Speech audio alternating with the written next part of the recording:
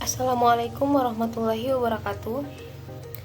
Saya Putri Febrianti Anggraini dengan NIM 3200442. Di sini saya akan menjelaskan atau memaparkan laporan skripsi saya yang berjudul Sistem Pendukung Keputusan Penerimaan Beasiswa bagi Siswa SMK Karya Putra Manggala menggunakan metode SAW dan Fuji. Baik, di sini ada latar belakang. Pendidikan di Indonesia memainkan peran krusial dalam mewujudkan pembangunan masyarakat dan negara.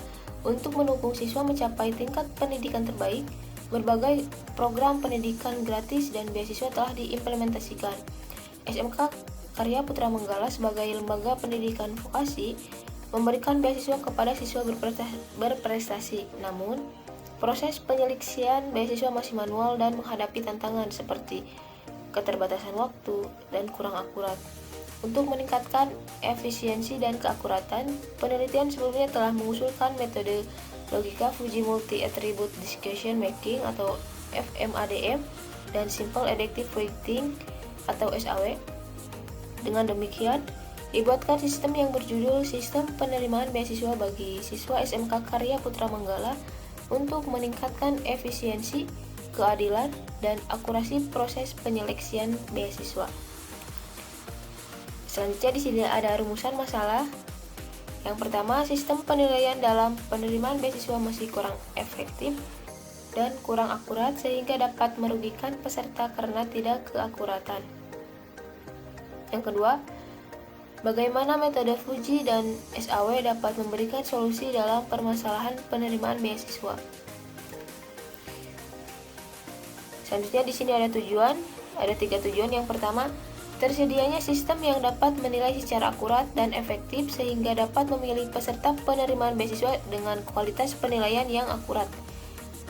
Yang kedua, membangun aplikasi sistem pendukung keputusan untuk membantu dalam menentukan siapa saja yang layak mendapatkan beasiswa berdasarkan kriteria yang sudah ditentukan oleh SMK Karya Putra Manggala.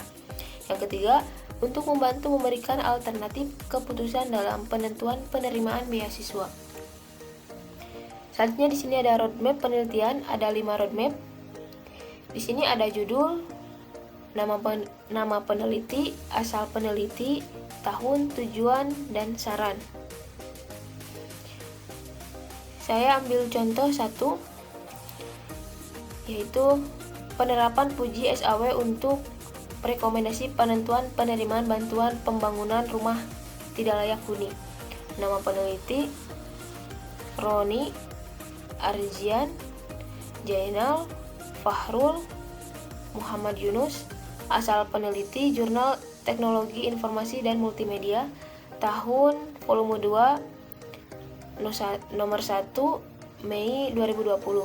Tujuan untuk meningkatkan akurasi dalam memilih penerimaan manfaat dalam program pemerintah. Saran melakukan pembangunan lebih lanjut terhadap sistem rekomendasi ini dengan melibatkan pengambilan keputusan secara berkelompok atau dengan model Group Discussion Support System atau GDSS untuk meningkatkan akurasi dan ketepatan sasaran. Selanjutnya di sini ada analisis sistem. Yang pertama, deskripsi sistem. Sistem pendukung keputusan penerimaan beasiswa bagi siswa SMK Karya Putra Manggala menggunakan metode SAW dan Fuji untuk membantu dalam pengambilan keputusan penerimaan beasiswa bagi siswa SMK Karya Putra Manggala. Sistem ini dirancang untuk memudahkan proses evaluasi dan seleksi beasiswa dengan mempertimbangkan berbagai kriteria yang relevan. Selanjutnya, analisis prosedur sistem berjalan. Tahapan-tahapan ini yang dilakukan dalam sistem berjalan saat ini. Yang pertama, siswa memasuki kelas dan mengikuti pembelajaran. 2. Guru mengajar dan memberikan nilai kepada siswa. Lalu data nilai seluruh siswa diberikan kepada wali kelas. Lalu wali kelas menginput data nilai dari guru-guru mata pelajaran, menghitung satu persatu nilai yang diberikan guru-guru, lalu diakumulasikan atau dijumlahkan seluruh nilai dan mendapatkan hasil data nilai siswa. Setelah itu, wali kelas memberikan data hasil penilaian siswa kepada bendahara, dan bendahara menginput data hasil penilaian siswa dari wali kelas.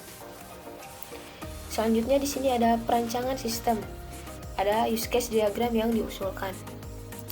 Perancangan prosedural pada sistem pendukung keputusan penerimaan beasiswa di SMK Karya Putra Manggala meliputi tahapan-tahapan yang harus dilakukan dalam penggunaan sistem ini. Yang pertama, admin melakukan login dengan memasukkan username dan password yang telah didaftarkan pada sistem. Kedua, masuk ke halaman utama atau beranda.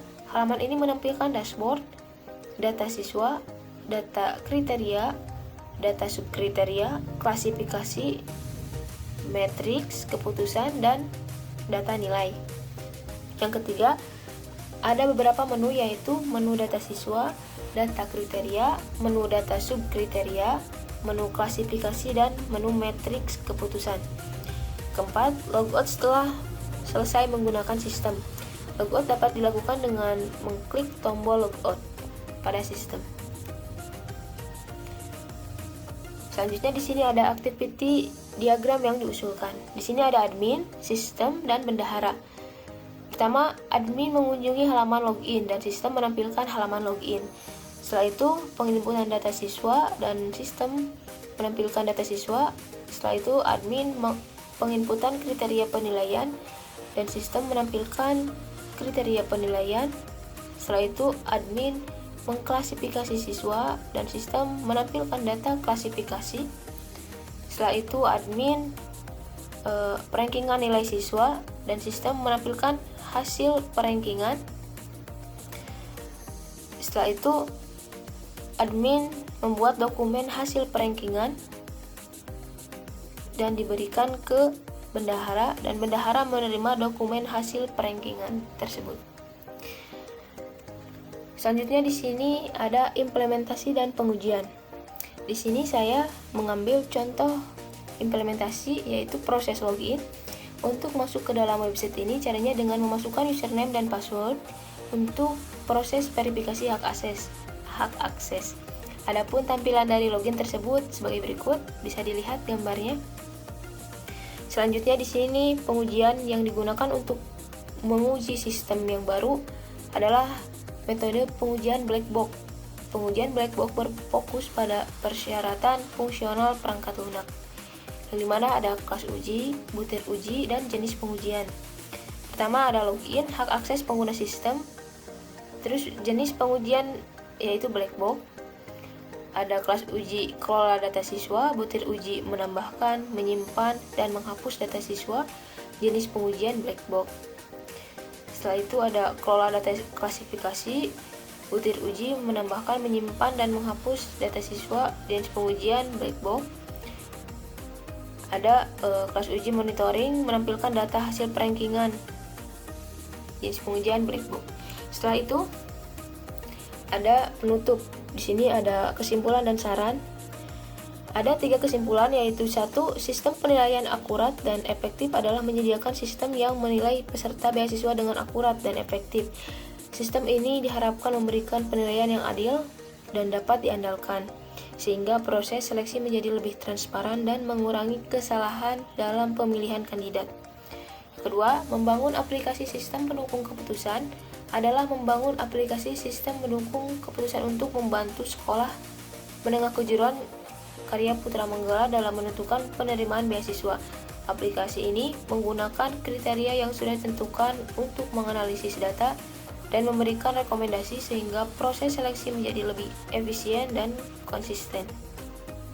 Yang ketiga, memberikan alternatif keputusan dalam penentuan penerimaan beasiswa adalah menyediakan alternatif keputusan dalam penentuan penerimaan beasiswa. Sistem ini memberikan berbagai pilihan keputusan yang dapat dipertimbangkan oleh sekolah, memberikan fleksibilitas dalam proses seleksi sesuai kebutuhan dan kondisi yang muncul.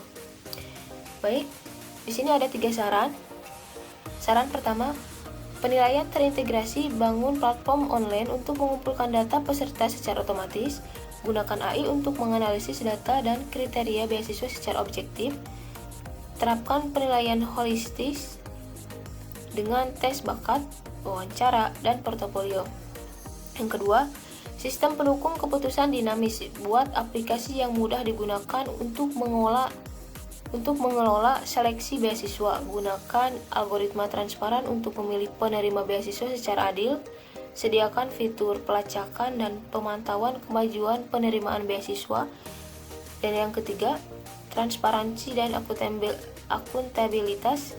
Buat portal informasi lengkap tentang program beasiswa, libatkan pemangku kepentingan dalam proses pengambilan keputusan, lakukan audit dan evaluasi program beasiswa secara berkala. Baik, mungkin segitu saja yang dapat saya sampaikan. Mohon maaf bila ada kesalahan. Wassalamualaikum warahmatullahi wabarakatuh.